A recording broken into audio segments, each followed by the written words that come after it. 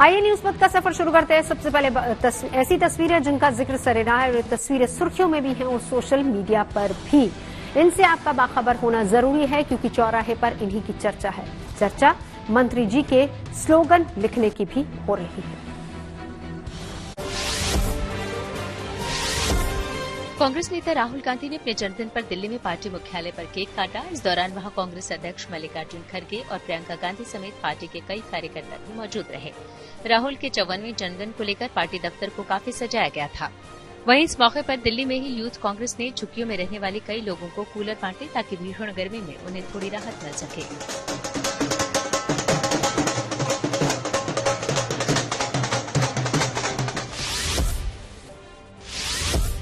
केंद्रीय महिला बाल विकास राज्य मंत्री सावित्री ठाकुर का एक वीडियो सोशल मीडिया पर वायरल हो गया, जिसमें वो बेटी पढ़ाओ बेटी बचाओ स्लोगन सही नहीं लिख पाई। सावित्री ठाकुर मध्य प्रदेश के धार से सांसद हैं। अपने संसदीय क्षेत्र के एक स्कूल में वो छात्रों का स्वागत करने पहुंची थी। ये छात्र दाखिले के बाद पहली बार स्कूल आ रहे थे। इसी दौरान मंत्री सावित्री ठाकुर बेटियों को स्कूल तक लाने के लिए बोर्ड पर ये संदेश लिखने लगी, लेकिन वो इसे सही नहीं लिख सकी।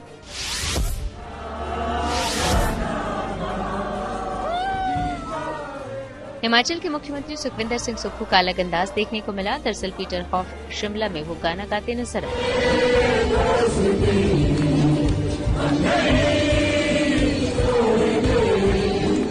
सीएम के साथ वो दोस्त भी थे जो हिमाचल प्रदेश विश्वविद्यालय में उनके साथ पढ़े थे। इस दौरान उन्होंने अपने पुराने दिनों को याद किया और गाने गुनगुनाए।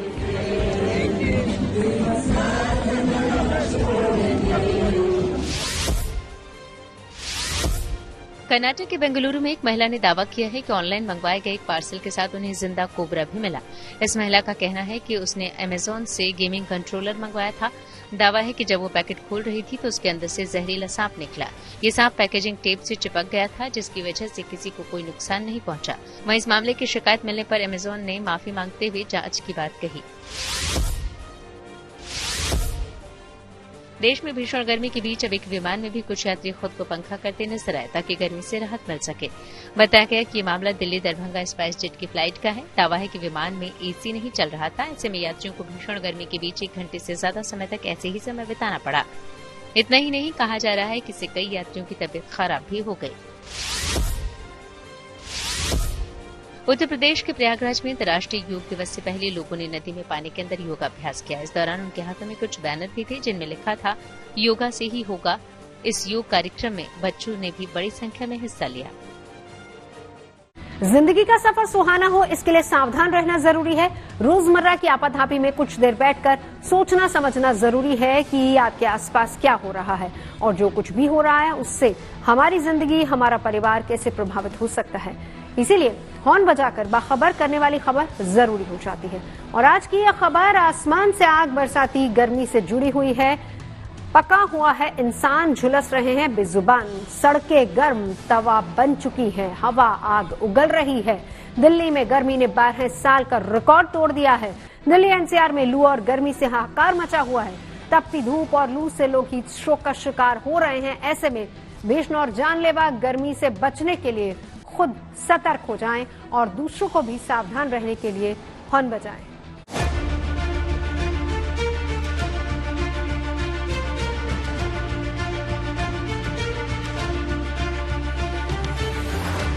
हम इसलिए आए मैडम से मिलने, भैया हमको यही नहाने दो, पानी नहीं है तो हम यही नहाएंगे।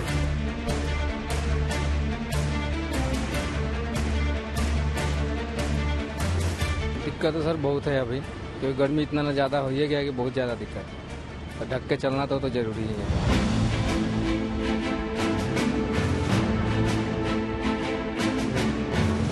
कॉलेज से आते हैं जाते हैं रोज गर्मी में, तो नहीं हो पाता हैंडल। और जैसे गर्मी बहुत ज़्यादा बढ़ रही है तो कुछ कर भी नहीं सकते हम।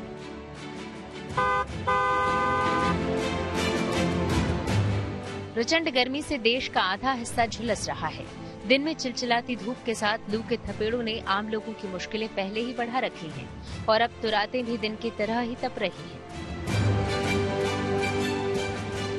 दरअसल देश के 1/3 इलाके आसमान से बरसती आग में उबल रहे हैं। दिल्ली वाले भीषण गर्मी से राहत के लिए तरस रहे हैं। पंजाब के बठिंडा में तपन इतनी बढ़ चुकी है कि लोगों का घर से निकलना मुश्किल है। लखनऊ में भी गर्मी से बढ़ी तपन ने लोगों के लिए मुश्किल खड़ी कर दी है। गंगानगर गर्मी से झुलस रहा है और सबको बारिश से राहत का इंतजार है। वहीं गोरखपुर में गर्मी से बचने के लिए लोग डुबकी लगा रहे हैं और धौलपुर की बात करें तो यहाँ बारिश ने गर्मी से राहत दी है। दिल्ली और उत्तर भारत में रिकॉर्ड तोड़ गर्मी पड़ रही है। कई इलाकों में हीट वेव का दौर जारी है। हालात इतने खराब हो गए हैं कि दिन में धूप की वजह से चिलचिलाती गर्मी पड़ रही है, लेकिन सूरज ढलने के बाद भी राहत नहीं मिल रही और रात को भी गर्म हवाएं परेशान कर रही हैं। हालांकि दिल्ली में देर शाम तक मौसम में बदलाव देखने को मिल सकता है। दिल्ली समेत आसपास के अन्य राज्यों के लोगों को भीषण गर्मी का लगातार सामना करना पड़ रहा है। लू की थपेड़े लोगों को इस कदर परेशान कर रही है कि घर से बाहर निकलना लोगों का बहुत मुश्किल हो गया है। लेकिन दिल्ली के लोगों के लिए एक राहत की खबर, और राहत की खबर ये कि आज शाम होते होते एटमॉस्फेयर में थोड़ा सा बदलाव आएगा, जिसकी वजह से थंडरस्टॉर्म एक्टिविटी जरूर हो सकती है और तापमान में भी थोड़ी गिरावट आएगी। लेकिन जो तापमान है वो फिलहाल 42 डिग्री ही ऊपर रहेगा। तापमान में वैसे गिरावट नहीं आएगी, लेकिन जो गर्म हवा का सिलसिला जो लगातार जारी, जिस वजह से लोगों का बाहर निकलना मुश्किल हो गया है, उससे राहत जरूर मिल सकती है। मौसम वैज्ञानिकों के मुताबिक 1951 के बाद इस साल सबसे ज्यादा गर्मी पड़ रही है। गर्मी का सबसे ज्यादा असर उत्तर पश्चिम भारत के 50% से ज्यादा हिस्सों में दिख रहा है। आज हम अनुमान लगा रहे हैं थोड़ा बहुत क्लाउडी एटमॉस्फेयर हो जाएगा, हल्का फुल्का रेनफॉल थंडरस्टॉर्म एक्टिविटी होने के कारण टेम्परेचर्स में स्लाइट गिरावट आएगी। इसके लिए आज हमारा जहां के लिए पंजाब, हरियाणा, एनसीआर, दिल्ली के लिए ऑरेंज अलर्ट है। कल से वो फर्दर इम्प्रूवमेंट होगा, लेकिन फिर भी अभी जैसे सीजन चल रहा है ऐसा सिग्निफिकेंट रेनफॉल तो होगा नहीं। टेम्परेचर्स 40+, 42+ रहने का अनुमान रहेगा। भीषण जल संकट से जूझ रही दिल्ली में मंगलवार को अधिकतम तापमान सामान्य से 5 डिग्री अधिक 44 डिग्री सेल्सियस दर्ज किया गया। दिल्ली में लगातार 36 दिनों तक तापमान 40 डिग्री सेल्सियस से ऊपर दर्ज किया गया। वहीं यूपी का औराई 46.4 डिग्री सेल्सियस के साथ देश का सबसे गर्म स्थान रहा, जबकि प्रयागराज और वाराणसी में भी पारा 45 के पार जा पहुंचा है। उत्तर प्रदेश में भीषण गर्मी का प्रकोप जारी है। सबसे अधिक तापमान उरई में 46.7 का रिकॉर्ड किया गया है, तो वहीं वाराणसी में भी गर्मी से हाल बेहाल है। इस वक्त हम बनारस की नमो घाट पर हैं। आप तस्वीरें देखिए, अधिकतर दिनों में आपको यहाँ पर्यटक दिखते हैं, लेकिन धूप और गर्मी इस कदर है कि इस घाट में भी आज काफी कुछ सन्नाटा है। पर्यटकों की पहली पसंद बनारस आने के बाद नमो घाट बन गई है, लेकिन आज यहाँ पर सन्नाटा है क्योंकि इतनी ज्यादा गर्मी है। आपको कुछ ही पर्यटक यहाँ पर नजर आएंगे। चिलचिलाती धूप और भीषण गर्मी के बीच ग्रेटर नोएडा के कुछ इलाकों में बिजली की भारी कटौती हो रही है, जिससे लोगों को काफी मुश्किलों का सामना करना पड़ रहा है। ये पहली बार है दिल्ली एनसीआर में जब तापमान रात का भी 33 से 35 डिग्री के बीच है, मतलब जो मिनिमम टेम्परेचर है वो भी बहुत ज्यादा है। तमाम लोग हैं ये परेशान है कि यहाँ पर लाइट बहुत ज्यादा जाती है। क्या नाम है आपका? कपिल। क्या समस्या है यहाँ पर? समस्या ये है कि यहाँ पर बिजली की समस्या इतनी ज्यादा हो रखी है, ना तो कोई एक्शन सुनने को तैयार है, ना एचडीओ सुनने को तैयार है। कितने घंटे का पावर कट है? यहाँ पे पावर कट गया, ये 1 हफ्ते से पावर ही कट है, पावर आ ही नहीं रही है। अभी भी फिलहाल प्रेजेंट में आप देखते हैं तो पावर अभी भी कट हुई है। वहीं गाजियाबाद की 24 मंजिला सोसाइटी में पावर कट की वजह से कभी लिफ्ट रुक जाती है तो कभी पानी की भी दिक्कत होने लगती है, लेकिन इनकी सुनने वाला कोई नहीं है। अब जरा सोचिए, हाई राइज सोसाइटी जहाँ 24 मंजिला इमारत है, वहाँ पर बिजली ना हो, एसी ना चले, पंखा ना चले, तो लोग कहाँ जाएं, कहाँ सोएंगे वो? पावर कट मुझे लगता है आप लोगों के लिए भी एक बहुत बड़ी समस्या बन गया। जी बिल्कुल, पावर कट इतनी समस्या बन चुका है और हमारी बदकिस्मती है कि प्राइवेट टाउनशिप के अंदर हम रह रहे हैं, जिसमें हमारे पास यूपीपीसीएल से डायरेक्ट कोई कनेक्शन नहीं है, उनसे हम डायरेक्ट कनेक्शन नहीं ले सकते, चाहते हुए भी नहीं ले सकते हैं। तो हम पूरी तरह से डिपेंडेंसी अपने बिल्डर के, अपनी ईओए के और अपनी टाउनशिप के ऊपर है। पारे का तेवर पंजाब को भी डरा रहा है। यहाँ गर्मी से परेशान लोगों को मीठे पानी की जगह पौधे बांटे जा रहे हैं। इसके जरिए ये संदेश देने की कोशिश है कि अगर गर्मी से बचना है तो सबको पेड़ लगाना होगा। पंजाब में छबील यानी कि मीठे पानी का लंगर लगाना तो आम बात है, लेकिन जिस तरह से भीषण गर्मी पड़ रही है और लोग इंतजार कर रहे हैं कि जो राहत की फुहार यानी कि बारिश हो, लोगों को जागरूक करने के लिए यहाँ पर लोगों ने अब जो पेड़ों का लंगर है वो लगाया है। आप देख सकते हैं कि लगभग 700 से 800 छोटे जो पेड़ पौधे हैं उनको लोगों को बांटा जा रहा है। चंडीगढ़ की सुखना लेक में गर्मी की वजह से पर्यटकों का आना कम हो गया है, जिससे यहाँ के लोगों की रोजी रोटी पर भारी असर पड़ा है। चंडीगढ़ की सुखना लेक ही नहीं बल्कि मध्य प्रदेश में भोपाल की बड़ी झील में भी गर्मी की वजह से पर्यटक नहीं पहुँच रहे हैं, जिससे यहाँ के घाट खाली पड़े हैं। राजस्थान के जयपुर में तो आसमान से आग बरस रही है। गर्मी से परेशान लोगों को राहत देने के लिए छाछ पिलाया जा रहा है। प्रचंड गर्मी ने हाल ये कर रखा है कि लोग कह रहे हैं कि मॉनसून मॉनसून कम सून कम सून। मौसम विभाग का कहना है कि मॉनसून देरी से आएगा और लोगों का हाल बेहाल हो रखा है। आसमान से आग बरस रही है। जयपुर की सड़कों पर आलम यह है कि गर्मी से निजात पाने के लिए लोग इस तरह से यहाँ पर सड़क पर छाछ का स्टॉल लगा रहे हैं। बातचीत करते हैं। क्या नाम है आपका? मेरा कानाराम बाकर। कानाराम जी, ये आप लोगों ने छाछ पिलाने का फैसला किया गर्मी को देखते हुए? बिल्कुल, गर्मी की वजह से गरीब आदमियों को राहत मिलेगी। इससे जो 45 डिग्री से ऊपर टेम्परेचर जा रहा है, कोई गरीब आदमी राह चलता हुआ उसको पानी नहीं मिलता, प्यास लग रही हो, उसकी सेवा के लिए बाबा के आशीर्वाद से हम ये प्रोग्राम आयोजन कर रहे हैं। आसमान से बरसती आग से हालात इतने खराब हो गए हैं कि नोएडा में अलग अलग जगह पर मंगलवार को 14 लोगों की संदिग्ध परिस्थितियों में मौत हो गई। आशंका है कि ये सभी मौतें लू और हीट स्ट्रोक की वजह से हुई हैं। वहीं गाजियाबाद में गर्मी की वजह से पिछले 3 दिनों में 42 से ज्यादा मरीज या तो मृत अवस्था में लाए गए या अस्पताल में आने के बाद उनकी मौत हो गई। फिलहाल मानसून की मौजूदा रफ्तार को देखते हुए उम्मीद जताई जा रही है कि देश के पूर्वी राज्यों बंगाल और ओडिशा में दस्तक देने के बाद बिहार और झारखंड में भी मानसून की रिमझिम फुहार जल्द शुरू होने वाली है। जबकि 20 जून से 5 जुलाई के बीच दक्षिण पश्चिम मानसून मध्य प्रदेश, उत्तर प्रदेश, उत्तराखंड, दिल्ली, राजस्थान, पंजाब, हरियाणा, हिमाचल प्रदेश, जम्मू कश्मीर और लद्दाख को कवर करेगा। लेकिन उत्तर पश्चिमी राज्यों और दिल्ली के आसपास गर्मी की तपिश नए रिकॉर्ड बना रही है। लिहाजा भीषण और जानलेवा गर्मी से बचने के लिए खुद सतर्क हो जाएं और दूसरों को भी सावधान करने के लिए हॉर्न बजाएं।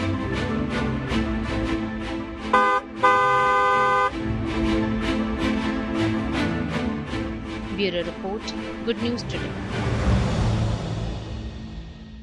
नहीं रुकेगी नीट की काउंसलिंग। चलते हैं न्यूज एक्सप्रेस वे पर, जहां देश की ऐसी ही कुछ और जरूरी खबरें मौजूद हैं। हरियाणा से कांग्रेस विधायक किरण चौधरी अब बीजेपी में शामिल हो गई। किरण चौधरी के साथ उनकी बेटी श्रुति चौधरी भी दिल्ली में कार्यक्रम के दौरान भारतीय जनता पार्टी में शामिल हुई। इस मौके पर नायब सिंह सैनी भी वहां मौजूद रहे। किरण चौधरी हरियाणा के पूर्व मुख्यमंत्री बंसीलाल की पुत्रवधू हैं। अब बीजेपी में शामिल होने के बाद किरण चौधरी ने पार्टी अध्यक्ष जेपी नड्डा और दूसरे पार्टी नेताओं से भी मुलाकात की। जम्मू कश्मीर के सोपोर में सुरक्षा बल को बड़ी कामयाबी मिली। वहां एक मुठभेड़ के दौरान 2 आतंकी ढेर कर दिए गए। फिलहाल पूरे इलाके में सर्च ऑपरेशन जारी है। नीट परीक्षा को लेकर सुप्रीम कोर्ट में सुनवाई हुई। इस दौरान अदालत ने काउंसलिंग रोकने और तत्काल सीबीआई जांच का निर्देश देने से इनकार कर दिया। अब इस मामले में अगली सुनवाई 8 जुलाई को होगी। कांग्रेस नेता राहुल गांधी की एक पोस्ट सोशल मीडिया पर वायरल हो गई। दरअसल तमिलनाडु के सीएम एमके स्टालिन ने राहुल को बर्थडे पर बधाई दी, जिसको लेकर राहुल ने उनका शुक्रिया अदा किया। साथ ही राहुल ने स्टालिन को भाई कहते हुए पूछा कि उनकी मिठाई का डिब्बा कहाँ है। असम में लगातार बारिश के चलते बराक घाटी की सभी नदियां उफान पर हैं। ऐसे में करीमगंज जिले में भी बाढ़ आ गई है। सड़कें पानी से लबालब भरी पड़ी हैं, जिसका असर यातायात पर भी पड़ा है। हालांकि रेस्क्यू ऑपरेशन जारी है, लेकिन अब भी कई लोग मुश्किलों में घिरे हुए हैं। उत्तराखंड के केदारनाथ धाम में एक बड़ा हादसा टल गया। दरअसल वहां मलबे से भरी एक ट्रैक्टर ट्रॉली बिना ड्राइवर के ऊपर से नीचे की ओर खिसकती चली गई। जहां ये ट्रैक्टर ट्रॉली रुकी, वहां टेंट लगे हुए थे और उसके नीचे भी कुछ लोग थे। हालांकि राहत की बात ये रही कि टेंट के पास ट्रैक्टर ट्रॉली के रुकने से उन्हें कोई चोट नहीं आई। यूपी के सीएम योगी आदित्यनाथ के निर्देश के बाद वीआईपी कल्चर दिखाने वाली निजी गाड़ियों पर सख्ती बढ़ गई। सहारनपुर में 80 निजी गाड़ियों के 62,000 रुपए से ज्यादा के चालान काटे गए। इनमें ऐसी प्राइवेट गाड़ियां भी शामिल रहीं जो नीली बत्ती के अलावा उत्तर प्रदेश सरकार और उत्तर प्रदेश पुलिस के स्टिकर लगाकर भी घूम रही थीं। हिमाचल प्रदेश के देहरा में कांग्रेस के पूर्व प्रत्याशी राजेश शर्मा टिकट न मिलने पर भावुक हो गए। मंगलवार को पार्टी ने सीएम की पत्नी कमलेश ठाकुर को टिकट देने का ऐलान किया था। ऐसे में राजेश शर्मा जब अपने समर्थकों के साथ इसी मुद्दे पर बात कर रहे थे तो वो फूट-फूट कर रोने लगे। हालांकि इससे उनकी तबीयत बिगड़ गई। फिर समर्थकों ने राजेश शर्मा को सिविल अस्पताल देहरा पहुंचाया। प्रदेश में 3 निर्दलीय विधायकों के इस्तीफे के बाद देहरा समेत इन सभी सीटों पर उपचुनाव हो रहे हैं। और अब रुक करते हैं प्रगति मार्ग का, जहां ऐसी खबरें हैं जो देश की तरक्की, प्रगति और लोगों की काबिलियत दिखाती हैं। प्रधानमंत्री नरेंद्र मोदी ने बिहार के राजगीर में ऐतिहासिक नालंदा यूनिवर्सिटी के नए कैंपस का उद्घाटन किया। सुबह के समय नालंदा यूनिवर्सिटी पहुंचे प्रधानमंत्री मोदी ने पहले विश्वविद्यालय की पुरानी धरोहर को करीब से देखा। इसके बाद वो यहां नए कैंपस में पहुंचे, जहां पर उन्होंने बोध वृक्ष लगाया और फिर नए कैंपस का उद्घाटन किया। इस मौके पर विदेश मंत्री एस जयशंकर, बिहार के राज्यपाल, मुख्यमंत्री के ध्वंस ने भारत को अंधकार से भर दिया था।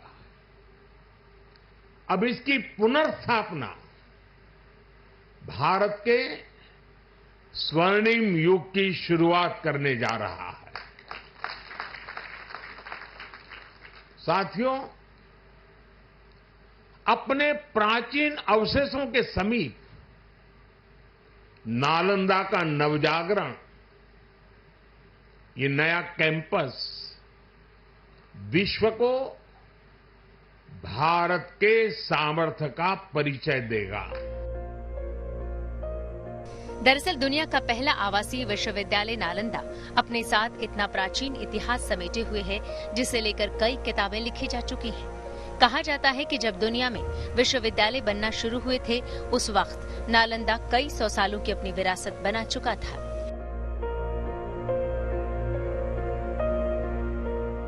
और उद्घाटन से पहले प्रधानमंत्री मोदी ने 1600 साल पुराने नालंदा यूनिवर्सिटी के खंडहर का दौरा करके इसके अतीत में झांकने की कोशिश की। 12वीं सदी में जो नालंदा विश्वविद्यालय इतिहास बन चुका था, उसे फिर से पुनर्जीवित करने का सपना देश के पूर्व राष्ट्रपति और missile man APJ Abdul Kalam ने देखा। बिहार विधानमंडल के संयुक्त सदन को संबोधित करते हुए बिहार दौरे पर आए कलाम साहब ने कहा था कि नालंदा का गौरव वापस आना चाहिए। कलाम साहब ने जो सपना देखा, उसे नीतीश कुमार ने आगे बढ़ाया और आज हकीकत देखिए कि प्रधानमंत्री नरेंद्र मोदी ने नालंदा विश्वविद्यालय कैंपस का शुभारंभ किया है। नालंदा यूनिवर्सिटी का ये नया कैंपस आधुनिकता और इतिहास का अनोखा संगम है, जो कई खूबियों और सुविधाओं से लैस है।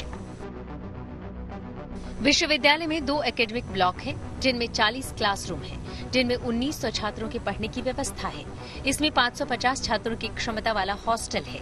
कैंपस में 2 ऑडिटोरियम हैं, जिसमें 300 सीटें हैं। इसके अलावा इंटरनेशनल सेंटर और एम्फी थिएटर भी है, जहां 2000 लोग बैठ सकते हैं। यही नहीं, छात्रों के लिए फैकल्टी क्लब और स्पोर्ट्स कॉम्प्लेक्स सहित कई और सुविधाएं मौजूद हैं। करीब 455 एकड़ में फैला ये विश्वविद्यालय कार्बन मुक्त नेट जीरो कैंपस है, यानी इसे पर्यावरण के अनुकूल तैयार किया गया है। नालंदा ये केवल नाम नहीं है,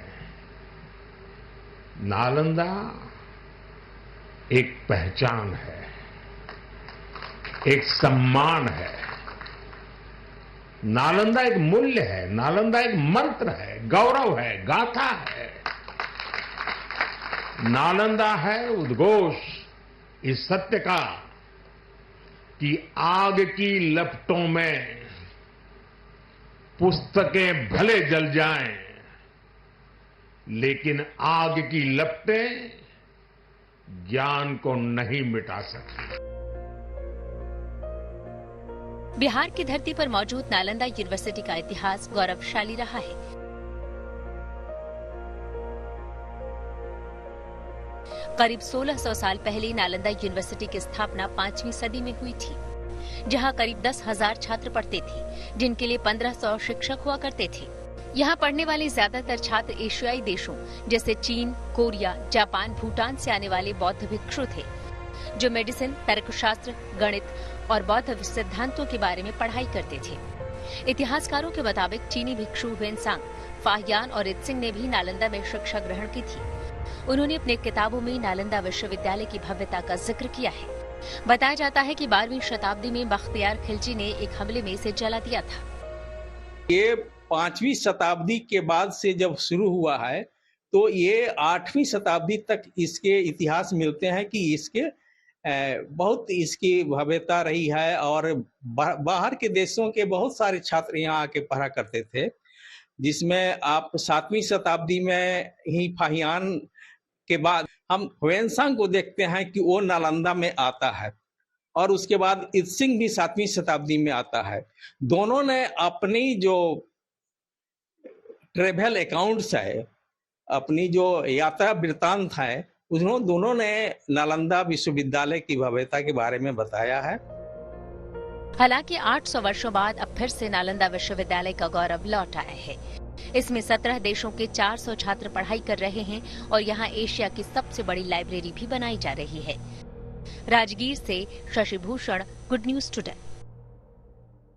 और न्यूज पथ पर आगे धन बाजार, जहां शेयर बाजार से लेकर कारोबार तक की सभी अहम खबरें मौजूद हैं और इसका सीधा रिश्ता आपकी आमदनी और जेब से है।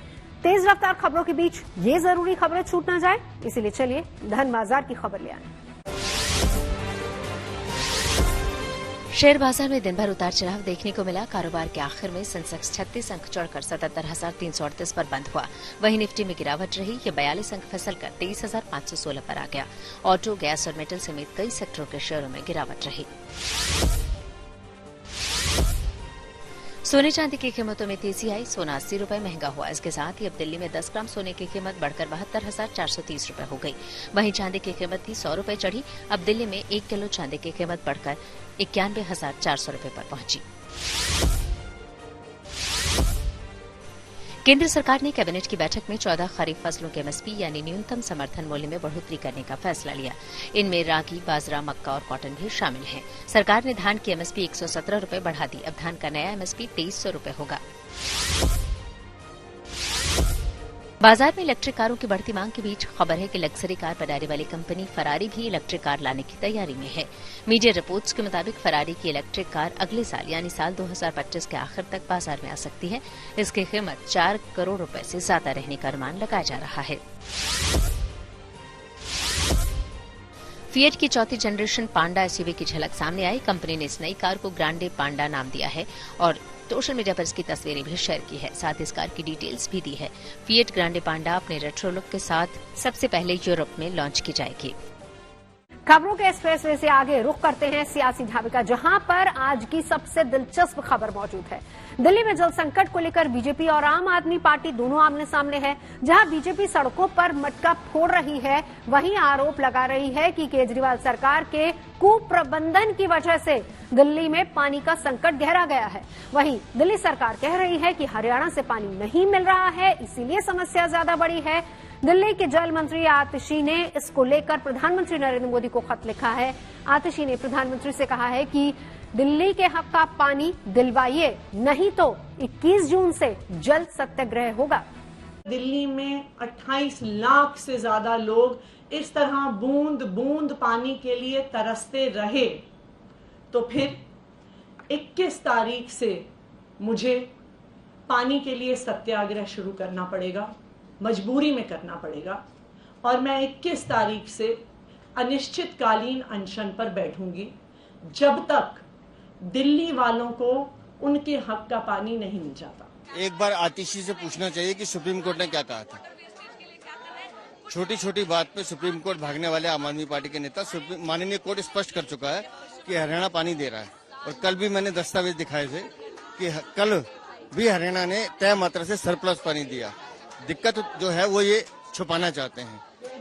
आम आदमी पार्टी के विधायक, आम आदमी पार्टी के मंत्री अगर दिल्ली में पानी की चोरी, पानी की कालाबाजारी और पानी बेचने का गोरख धंधा बंद कर दें तो मेरी दिल्ली की जनता को पानी मिल जाएगा।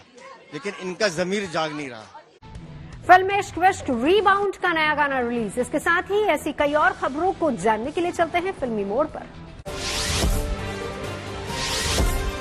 सलमान खान ने अपनी अपकमिंग फिल्म सिकंदर की शूटिंग शुरू कर दी। उन्होंने इससे जुड़ी एक तस्वीर सोशल मीडिया पर शेयर की है।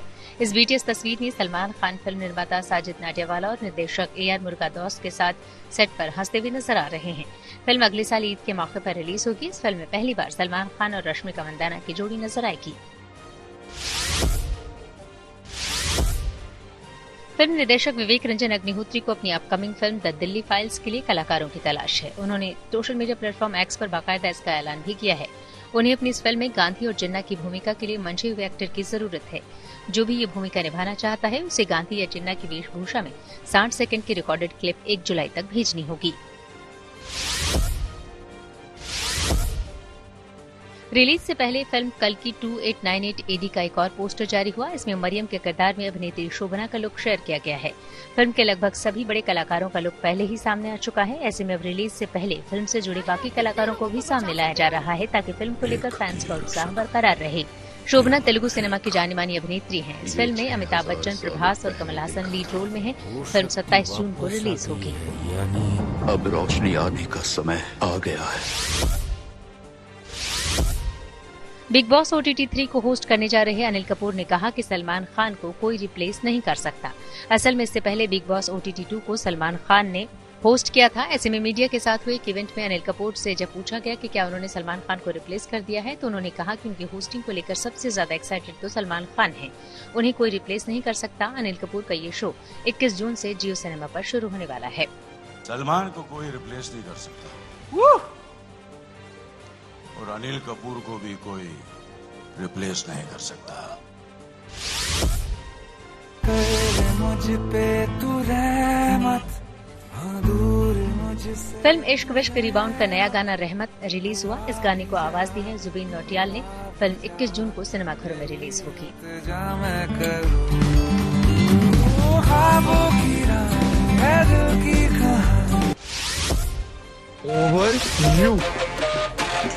बोल यार बॉलीवुड एक्टर वरुण शर्मा की upcoming film wild wild Punjab 10 जुलाई को नेटफ्लिक्स पर रिलीज होगी। ये कॉमेडी फिल्म है जिसका निर्देशन सिमरप्रीत सिंह ने किया है। इस फिल्म में वरुण शर्मा के अलावा हनी सिंह, मनजूत सिंह और जस्सी गिल, पत्रलेखा और ऋषिता राज भी अहम रोल में नजर आएंगे। न्यूज पथ पर आगे बढ़ेंगे, लेकिन थोड़ी देर वायरल चौक पर ठहर कर उन वीडियोस को देख लेते हैं जिन्हें सोशल मीडिया पर खूब पसंद किया जा रहा है, क्योंकि इनमें कुछ हंसाने वाले हैं तो कुछ इमोशनल करने वाले।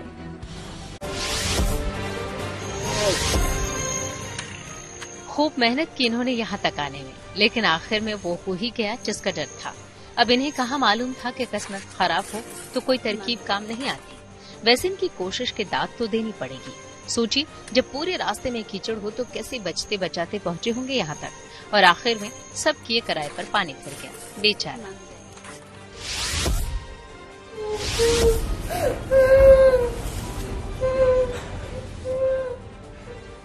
छोटे भाई का प्यार देखिए। मालूम नहीं बहन किस बात को लेकर नाराज है। वो रो रही है और छोटा भाई ये देखकर दुखी है। वो अपनी बहन को चुप कराने की कोशिश करता है, अपने हाथों से उसके आंसू पोंछता है और वो बार बार ऐसा करता है। ये देखकर बहन भी अपना गम भूल जाती है और भाई को प्यार से सहलाती है। 아이고 착해라. 우리 태양이 진짜 착하네. 내 머리끈이 भाई बहन का प्यार सोशल मीडिया यूजर्स का दिल चिढ़ा रहा है। 닦아주잖아.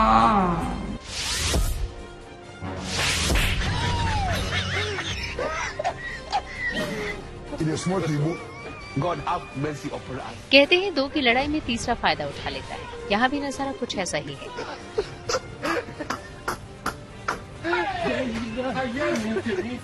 यहाँ तो ये भी मुश्किल है कि एक को हैंडल करो तो दूसरा मौका लपक लेता है, और दूसरे को काबू करने जाओ तो पहला फिर धमक आता है। लेकिन अब इन्हें कौन समझाए कि जिस चीज पर दोनों की नजर है उसे खाली छोड़ना ही क्यों है।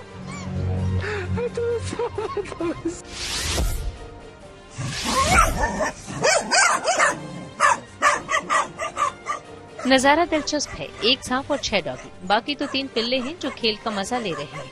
वैसे तो सांप है खतरनाक, एक एक करके निपटाना हो तो बाजी जीत भी ले, लेकिन फिलहाल यहाँ तो उसे अपनी ही जान की पड़ी है। कुत्तों ने उनकी ऐसी घेराबंदी की है कि निकलकर भाग ही नहीं पा रहा और न ही उन पर हमला कर पा रहा है।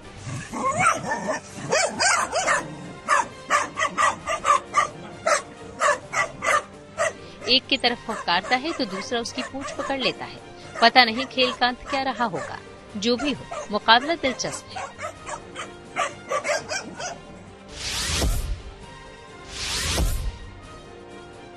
हम और आप ट्रैफिक रूल को लेकर जितने सतर्क हैं, उतना ही अलर्ट ये हंसों का परिवार भी है। देखिए कैसे सड़क पार करने के लिए ज़ेब्रा क्रॉसिंग का सहारा ले रहा है और सब एक सीध में लाइन से चल रहे हैं, कोई आपाधापी नहीं। इन्हें देखकर गाड़ियां भी थोड़े फासले पर ही रुक गई ताकि बेखौफ सड़क पार कर सके। इंसानों की तरह पंछियों का ये व्यवहार सोशल मीडिया यूजर्स को हैरान कर रहा है। न्यूज पथ के सफर में अब सोशल अड्डा का रुख करते हैं, जहां पर आज की बात होगी बिहार की। बिहार के अररिया जिले में बकरा नदी पर बने पुल के गिरने का वीडियो वायरल हो रहा है।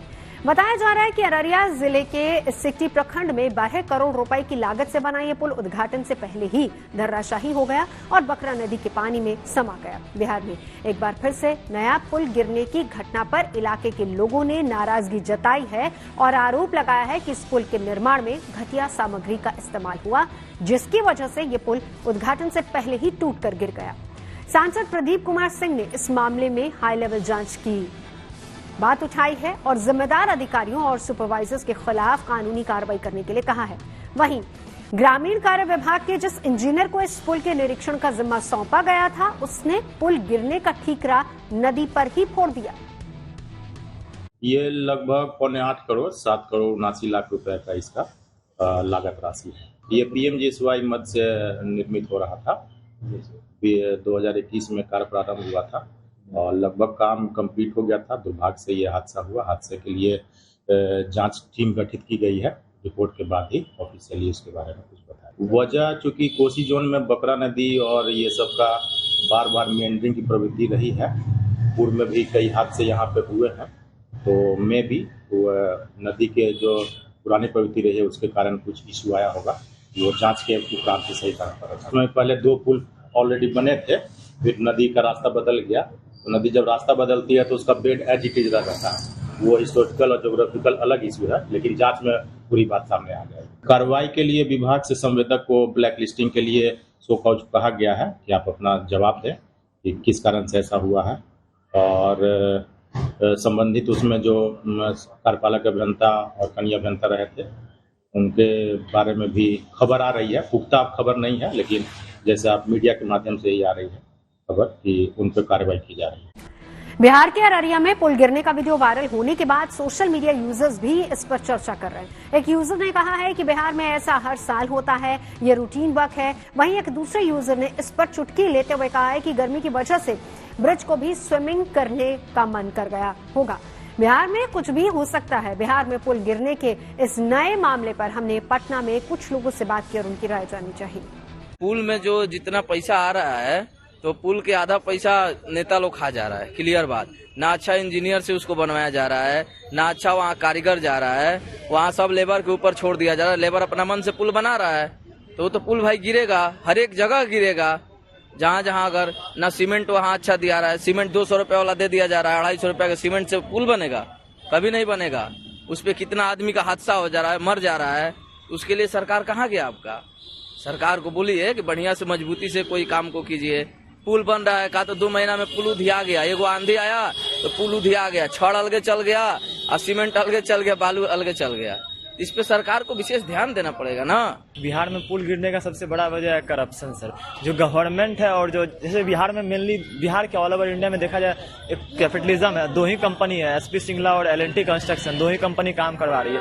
और देखिए बिहार में 3 साल में 7 पुल गिर चुके हैं। अभी 3 साल में टोटल 7 पुल गिर चुके हैं। ये भी पुल जो गिरे हैं सब ये गवर्नमेंट अपने फायदा के चक्कर में, अभी इलेक्शन था उसमें कुछ जो भी होंगे इनडायरेक्टली तो कह सकते हैं कि उससे पैसा ले लिया होगा गवर्नमेंट, अपने पार्टी में फंडिंग करवाए। इस वजह से वहाँ लो क्वालिटी सीमेंट यूज हुआ होगा। जो 380 रुपए में ACC सब आते हैं वहाँ 200 रुपए का सीमेंट यूज हुए होंगे। जो भी बालू होते हैं ये इस तरह के जो वो लो क्वालिटी का यूज हुआ होगा। इस वजह से पुल है कि इनॉग्रेशन से पहले गिर जाता है। लोग भी इसका कहीं ना कहीं मेरे जिम्मेदार है, क्योंकि सर जो लोग वहाँ का जो सर जो बिहार का जो खास करके लोग है वो लोग का जो वोटिंग जो करते हैं वो सर अभी रिसेंटली सर अभी इलेक्शन कंक्लूड हुआ सर, उनका जो मेन रीजन अभी भी था जो कास्ट और रिलीजन पर भी वोट किए हैं सर अभी भी इस एरा में।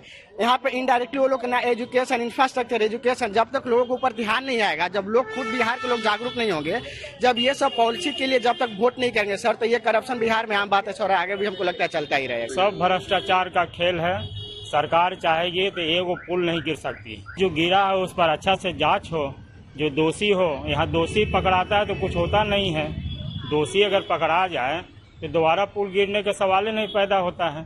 आखिर एक बार तो पुल नहीं गिरी है ना, बार बार गिरी है। सस्पेंड कर देना ना ये सब कुछ नहीं, सस्पेंड कर देना क्या है, होना चाहिए कि तुरंत उसको 3 महीना के अंदर सजा होना चाहिए। एयर इंडिया का बड़ा फैसला, टेक्नोलॉजी से जुड़ी ऐसी हर एक खबर को जानने और समझने के लिए आपको लिए चलते हैं डिजिटल गली। मोटोरोला ने अपने ग्राहकों को एक तोहफा दिया। उसने मोटो H50 अल्ट्रा लॉन्च कर दिया। स्मार्टफोन में मोटो AI भी दिया गया है। इसकी कीमत भारत में 59,999 रूपए है। हालांकि कुछ डिस्काउंट के साथ इसे 49,999 रूपए में भी खरीदा जा सकता है। इसे 12 GB रैम और 512 GB स्टोरेज में पेश किया गया है। इस स्मार्टफोन की बिक्री फ्लिपकार्ट पर 24 जून से शुरू होगी। बजाज ऑटो की पहली CNG बाइक की नई लॉन्चिंग डेट सामने आई। ये अब 5 जुलाई को लॉन्च होगी। चर्चा है कि इस कार्यक्रम में सड़क परिवहन मंत्री नितिन गडकरी भी मौजूद रहेंगे। इस बाइक का नाम बजाज फाइटर रखा गया है। खबर है कि एयर इंडिया भारत में अपना पहला फ्लाइंग स्कूल खोलेगी। कहा जा रहा है कि इसकी नींव महाराष्ट्र के अमरावती में रखी जाएगी। इसमें हर साल 180 पायलट को ट्रेनिंग दी जाएगी। इस ट्रेनिंग स्कूल के जरिए देश में पायलट की कमी दूर होगी। सुपर 8 के मुकाबले से पहले टीम इंडिया का अभ्यास, खेल जगत की और खबरों को जानने के लिए रुक करते हैं खेल चक्कर का। T20 वर्ल्ड कप में टीम इंडिया और अफगानिस्तान के बीच गुरुवार को मुकाबला होगा। दोनों टीमें सुपर 8 के ग्रुप 1 में हैं। इस ग्रुप में ये दोनों टीमों का पहला मैच है। ये मुकाबला वेस्टइंडीज के बारबाडोस में भारतीय समय के मुताबिक गुरुवार रात 8 बजे से खेला जाएगा। खबर है कि जल्द शुभमन गिल की उंगली की सर्जरी हो सकती है। बताया गया कि उन्हें IPL के दौरान उंगली में चोट लगी थी। हालांकि अब उन्हें सर्जरी की जरूरत है या नहीं, इस पर आखिरी फैसला नेशनल क्रिकेट अकेडमी की मेडिकल टीम करेगी। वैसे अब Shubman Gill T20 world cup में भारतीय रिजर्व खिलाड़ी नहीं है। उन्हें पिछले दिनों रिलीज कर दिया गया था। मुंबई इंडियंस ने एक वीडियो शेयर किया जिसमें जसप्रीत बुमराह हवा में उछलकर कैच पकड़ते नजर आए। बुमराह IPL में मुंबई इंडियंस टीम से खेलते हैं, लेकिन अभी वो T20 वर्ल्ड कप में हिस्सा लेने के लिए वेस्टइंडीज में हैं। जेवलिन थ्रोअर नीरज चोपड़ा ने चोट के बाद शानदार वापसी की। दरअसल उन्होंने फिनलैंड में आयोजित पावो नूर्मी गेम्स में गोल्ड मेडल पर कब्जा किया। नीरज ने 85.97 मीटर की बेस्ट जेवलिन फेंकी। भारतीय महिला क्रिकेट टीम ने दक्षिण अफ्रीका से वनडे सीरीज जीत ली। उसने मुकाबले में 326 रनों का बड़ा लक्ष्य रखा था, जिसे बेंगलुरु में मेहमान टीम हासिल नहीं कर सकी। इस तरह भारत ने 3 मैचों की सीरीज 2-0 से अपने नाम कर ली। दक्षिण अफ्रीका के खिलाफ वनडे मुकाबले में भी स्मृति मंधाना ने शतक लगाया और इतिहास रच दिया। वो वनडे क्रिकेट में लगातार 2 शतक लगाने वाली पहली भारतीय महिला खिलाड़ी बन गई। पुर्तगाल फुटबॉल टीम ने यूरो कप में शानदार शुरुआत की। उसने चेक गणराज्य को 2-1 से हरा दिया। एक समय दोनों टीमें 1-1 की बराबरी पर चल रही थी। फिर मैदान पर 90वें मिनट में बतौर सब्स्टिट्यूट उतरे कोन्सिकाओ ने 92वें मिनट में गोल दागा, जिससे पुर्तगाल को अहम बढ़त मिल गई और उसने जीत हासिल कर ली। T20 वर्ल्ड कप में न्यूजीलैंड के खराब प्रदर्शन के बाद अब कप्तान केन विलियमसन ने 2 बड़े फैसले किए। उन्होंने लिमिटेड ओवर यानी वनडे और T20 की कप्तानी छोड़ दी। साथ ही सेंट्रल कॉन्ट्रैक्ट भी नहीं लेने का फैसला लिया। विलियमसन अब टेस्ट क्रिकेट पर ही ध्यान लगाना चाहते हैं। साथ ही उनकी कोशिश विदेशी फ्रेंचाइजी लीग में भी खेलने की है। न्यूज पथ में मेरे यानी नवजोत रंधावा के साथ अभी के लिए बस इतना ही। देश और दुनिया की तमाम अच्छी खबरों के लिए आप देखते रहिए गुड न्यूज टुडे।